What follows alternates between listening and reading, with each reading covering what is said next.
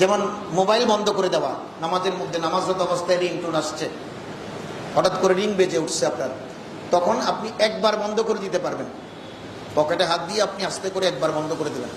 কিন্তু একাধিকবার এরপরে দেখবেন আরেক বন্ধু, আমাদের মধ্যে কত রকমের মানুষ আছে যে আমি বন্ধ করে দিয়েছি, উনি জানেন যে আমি ব্যস্ত আছি, কিছুক্ষণ পরে আমি আপনাকে অবশ্যই ফোন দেবো, এটা মিস কল হিসেবে থাকবে, আমি আপনাকে মসজিদ থেকে বেরিয়ে কল দেব, কিন্তু উনি মানবে না, বেকুবের হাড্ডি, উনি বারংবার আমি একবার কেটে দিলে আবার করে।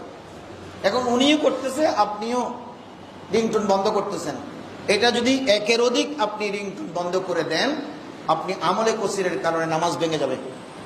আর একবার আপনি অনুমতি আছে, মাকরুহে তানজিহি বলেছেন ওটাকে, একবার। কিন্তু আপনি এই মশালা থেকে বারংবার যদি আপনি রিংটোন বন্ধ করেন, আর সৌদি আরবে দেখলাম আমরা যখন হজে গিয়েছি তখন ওরা মোবাইল ধরেই ফেলে নামাজের মধ্যে, ওই আল্লাহ সালা সালা, অর্থাৎ আমি নামাজে আছি, ওনার নামাজ আসে না গেছে। আর আমি যদি ওনাকে বলি, উনি বলবে যে তোর বেটা বাংলাদেশি, তুই বাংলাদেশ থেকে আসছস, ইসলাম তোরা আমাদের কাছ থেকে পাইছস, ইসলাম তোদের কাছে আমরা পাঠাইছি যে তুই আমাদের শিখেতে আসছস। আসলে উনি তো নামাজ ভেঙে গেছে বহুত বছর আগে। এরকম নামাজি আর কি, মুসলমান এখন সেরকম নামাজি, সৌদি আরবে এরকম নামাজি, ওরকম নামাজি বিশ্বের বহু জায়গায় দেখা যায়, কাজ কিন্তু কিছুই হচ্ছে না, আসল নামাজি খুঁজে পাওয়া যাচ্ছে না।